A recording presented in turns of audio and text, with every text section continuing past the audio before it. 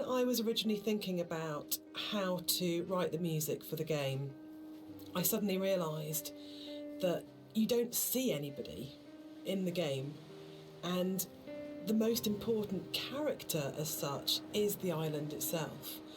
So one of the things that I did with the music was to write the island as if she or he were a character in its own right. And that's really important, I think, that you're going through this space and actually it's completely devoid of people, but the music in a way populates the island, and that the voice of the island speaks to you through the music. Which is interesting, because I think that's really come on in terms of later games we've done, that sowed the seeds for the way in which we approach music in Rapture, where it was very specifically the voice of characters. And Machine for Pigs as well, where the music was about being Lily's voice in the game, Lily's representation in the game. So it's interesting how, looking back on Esther, a lot of those kind of ideas were tried out here that then came on to take other forms in stuff we've done since.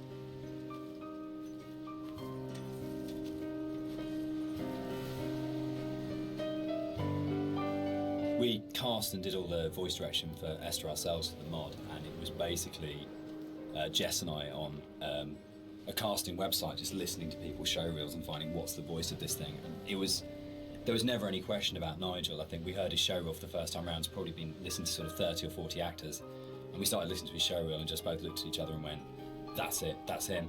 And it was amazing when Nigel came in. We had, I think, a day and a half to do the whole thing. And he just did that amazing thing that really, really great actors did. If he just walked in, got in front of the microphone, and more or less did the entire thing in one take. And we did hardly any retakes on anything. It just felt like his instinct for the character in the game was so strong that he just, without virtually any direction, just came in and just got it. And one of the hardest things with the voiceover that we did was when we went from the mod, which had 3 potential narrative units per queue, to 4 potential narrative units per queue, was not only finding new bits of writing that kind of complemented and played off what was there in the original mod, but for Nigel to come back in, nearly 5 years later, and to just re-find that voice in exactly the same way and deliver it in a way that fitted in and complemented it was a real testament to his ability as an actor, I think.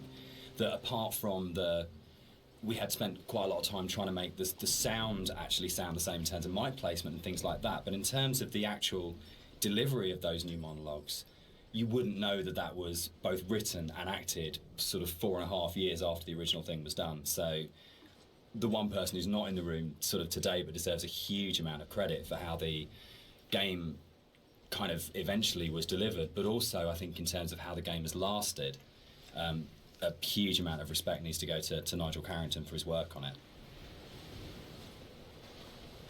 So something you'll notice as you look around the environment is from a distance you see the landscape. It's kind of a beautiful place in some ways, but something I wanted to bring to the game is that there's this second layer beneath the surface, whereas if you look at things closely, you see that the actual island itself is very polluted. It's kind of very rotten.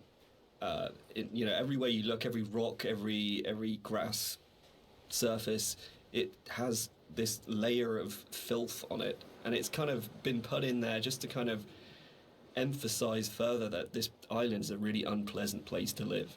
It's like if you scratch the surface, you see like just how corrupt this island is. All right, let's talk about walking. Let's do it. We're gonna address the elephant in the room, the very, very slow-moving elephant in the room. So this might be a longer conversation because it kind of fits with that. So Esther was the first of the what are now called walking simulators, and it was really interesting that for us it didn't feel that weird to have a game that was slower than normal, where actually there was lots of time to just walk around and think and look at things.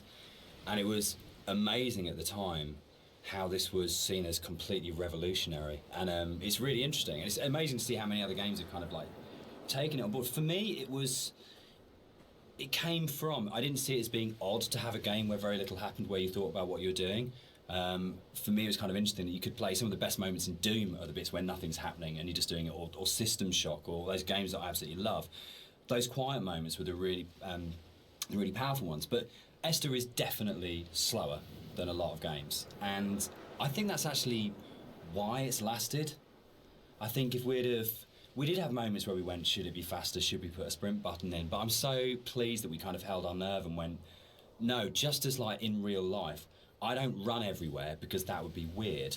It's okay to have a game where you don't run everywhere. And actually, it is a bit weird to run everywhere.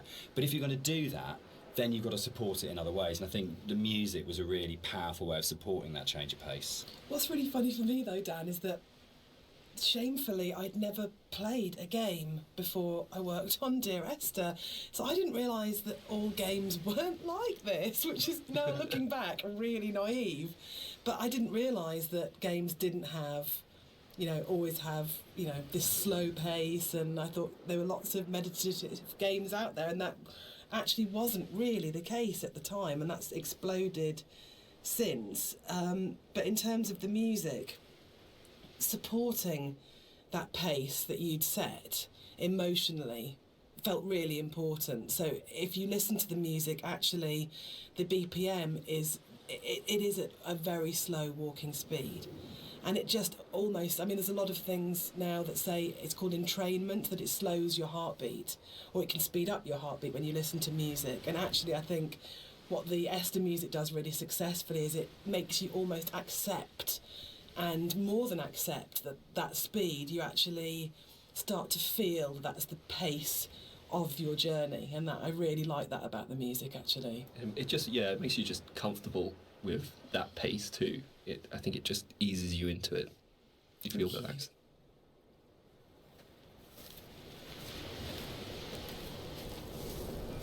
The radio mast in Dear Esther was obviously there as a really important kind of design feature, as well as its place within the story.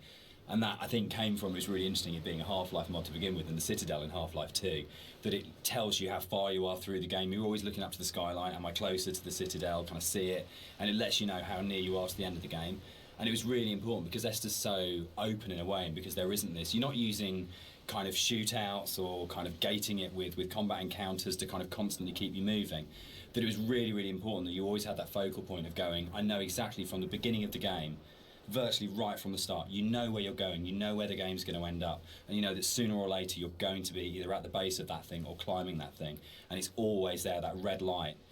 And I think particularly with the colour palette of the game, the fact that you've got this very, very, very clear red light that's unlike any of the other colours in the game immediately tells you as a player, this is what the shape of this thing is going to be, this is where I'm going, this gives me a purpose, even if the sort of moment by moment is a bit more abstract.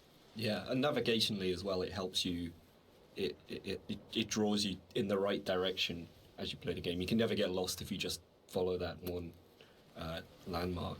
Yeah, I think it's a really interesting place of where that sort of traditional game design is still, there's loads of it in Esther, it's just not necessarily done in quite the same way. So this hole in the ground was kind of a difficult thing in some ways. It's a bit of a challenging aspect of the game. Because, in some ways, it kind of like, I think for me, we wanted to have this kind of this pit here, and I wanted the player to be able to actually go as close as possible and like look over the edge and kind of have this feeling of dread and stuff. But the other issue that we faced was like, what happens if the player just jumps into the hole? Like we have no real death in the game, and from a design point of view, Dan, I don't know what you it was really hard because it was a game where we couldn't let the player die. We didn't want to have respawns, but we had to handle the fact that there would be both accidents where the player would fall off a cliff or something, but also the deliberate urge as a player. The first thing you're going to do is go, great, there's an ocean, how far out can I go? Or there's a cliff that's really high, can I jump off it? And how do you have death in a game where you can't have the player die? Because if the player starts breaking up the experience by dying and reloading, then you're in you start breaking the experience a lot. So yeah, we didn't want to also have like artificial boundaries, where it's like an invisible wall. Like if you take a look through the game, you'll never see a place where you think you can get to, but you can't. There's always some kind of actual natural boundary or man-made boundary.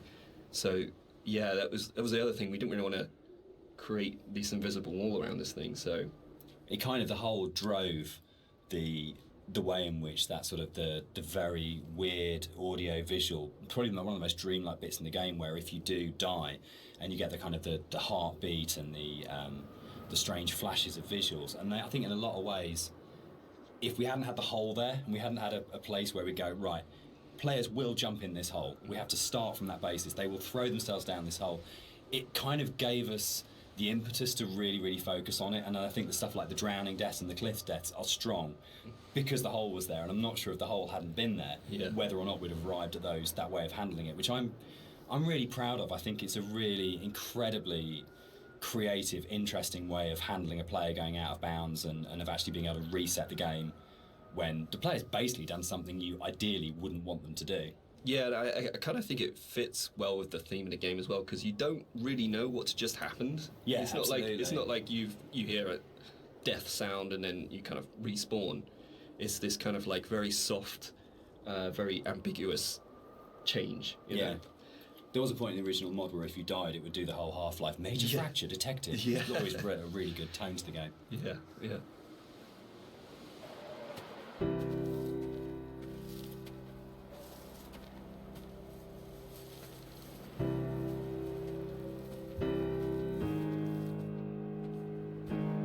One of the really important jobs of a composer, I think, is to provide the player or the listener with different emotional tones and states. And up until this point in the game, the music has been very sparse, very intimate, and very isolating in a way. But the island is also a beautiful and magnificent place, and what I wanted to do at this point for the first time in the game is to create something that was really epic. So we go from that shift in scale where it's very intimate and small to suddenly realising that this is an extraordinary and magical place to be, as well as a difficult and quite sad and melancholic place to be. So the string players were instructed at this point to play with much more vibrato. Up until this point they've played in a very sort of Scottish style actually, no vibrato, very plain playing. But this was a really beautiful cue to write, actually, because that has that scale. You suddenly realise that the island is really big, and you have this beautiful vista, and the music then shifts, so the player can actually, just for a moment, I think, enjoy being where they are.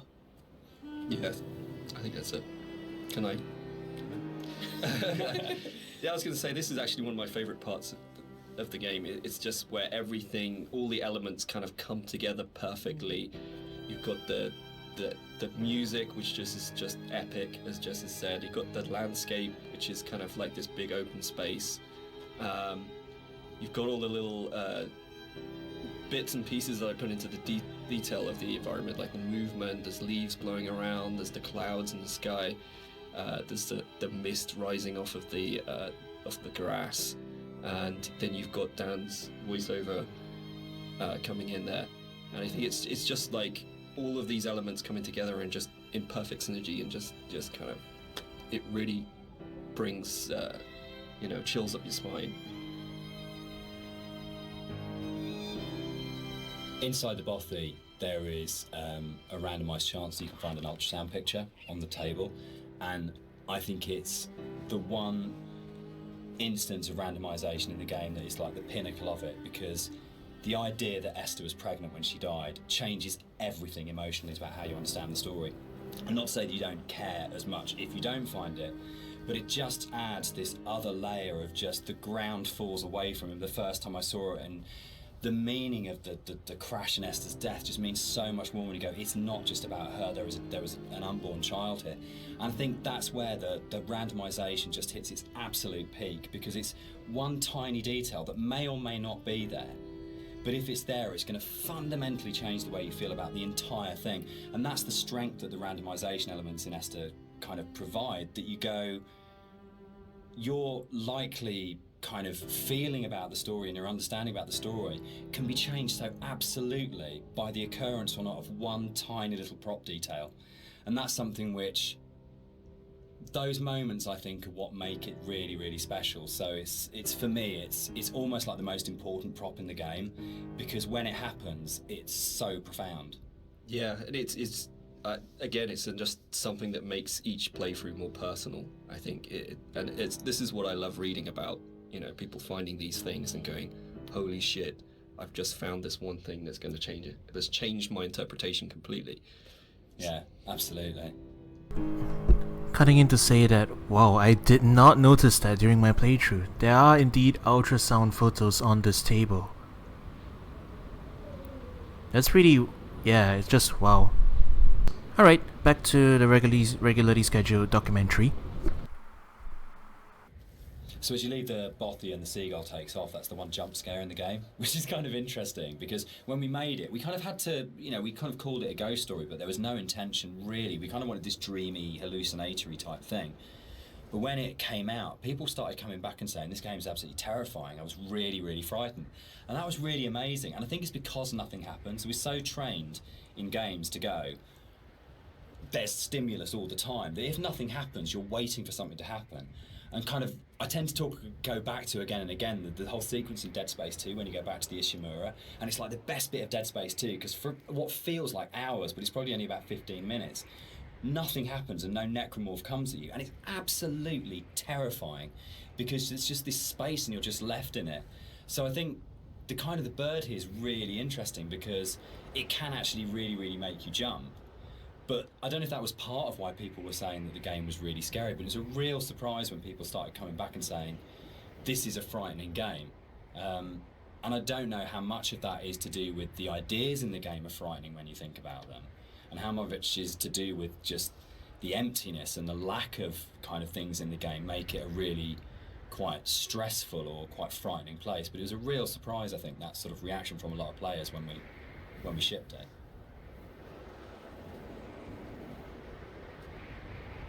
So one of the things that influenced the visuals quite a lot was the tech limitations at the time, and also the kind of themes of the game. Like tech-wise, we were never ever gonna kind of achieve photorealism, and I think that was a good thing. I mean, really, it made us sort of stretch out into other areas, and for me as an artist, it kind of made me think a little bit more creatively. I did a few tests at the beginning, and when I realized this wasn't possible, I kind of went back and I kind of did some research on different styles, and one of the ones that really struck me was this kind of impressionistic painterly style, where it's kind of like there's just enough shape and color there for you to form an image, but a lot of it is just your imagination. It's kind of like the believability of the environment is in your mind. So this is something that I really wanted to bring over into the game, and you'll see a lot of landscapes that kind of look very surreal, very kind of unreal, and that's mainly due to this impressionistic style.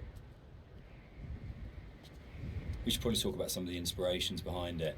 I'm on a strict you don't talk about Stalker kind of thing going on here. But when Rob and I started talking, I think one of the first things that we kind of discovered was how much we're both obsessed with Stalker. And I think that was one of the major things behind it in terms of when people talk about game inspirations. I mean, for me, there's a lot of FPS stuff in there, Doom, System Shock, but I think Stalker probably more than anything else. And Roadside Picnic, the Strugatsky novel that Stalker's based on, of the idea of this incredible space that you didn't understand, that's simultaneously beautiful and threatening.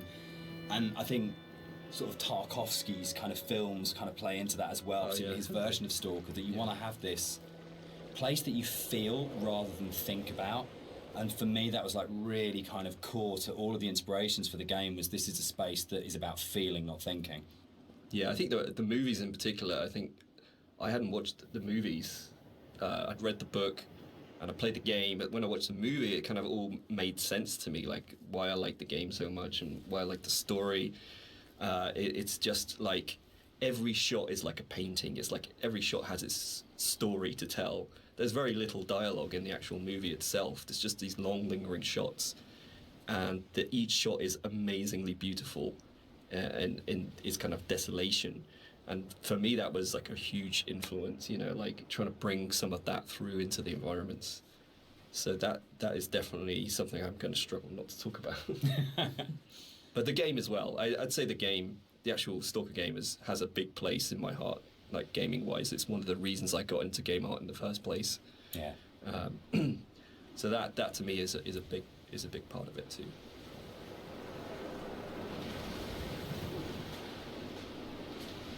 One of the more interesting and challenging things to do in the visual side of things is to kind of create an emotional connection with the player.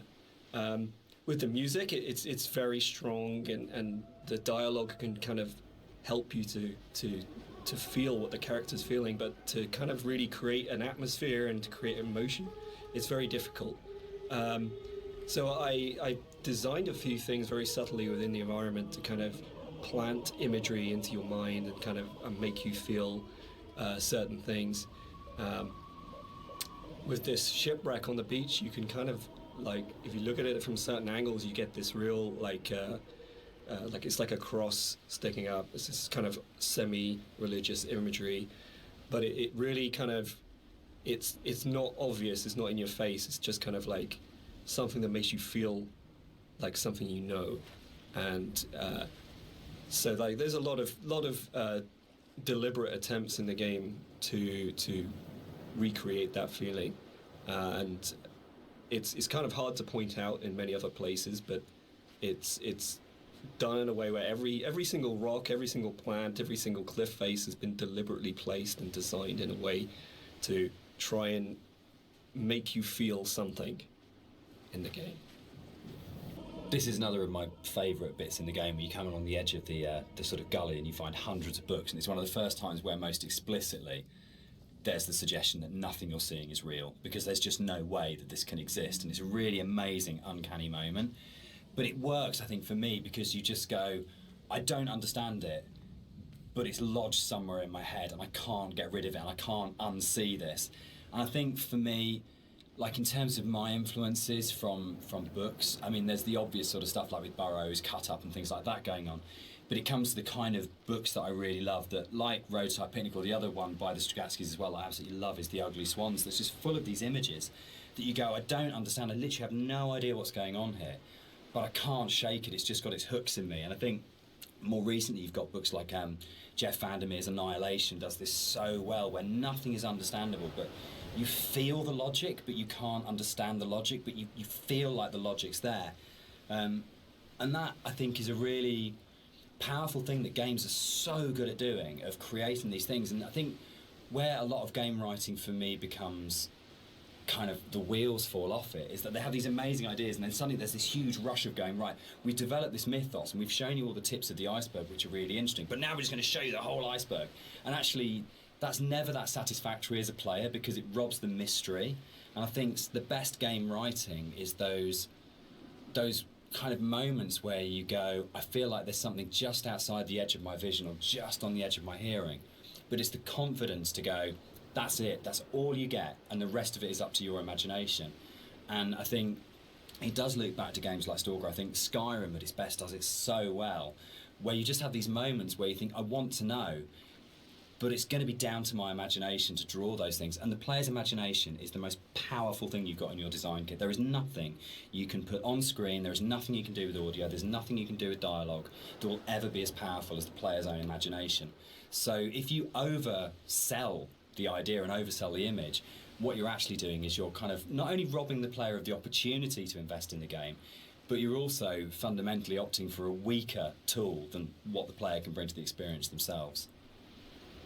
One of the really important images in the game is the radio mast, and the soundscapes that I wrote for the game are really tied into this idea. So it's the concept of the tortured sounds that they're so broken down, they're so manipulated, and it really is supposed to represent the inner state of the protagonist at this point. It's that fractured understanding. So it kind of works on two levels, actually. We have the narrator who's trying to understand the journey that he's on, and we also have the audience's journey and their struggle for comprehension to understand what's going on in the game. So this distortion, this breaking down, this fragmented, kind of tortured sound really ties into the idea of the radio mast and that idea of communication, actually, that the game is trying to communicate something to you, the narrator's trying to tell you something, but it's so difficult to understand what that is.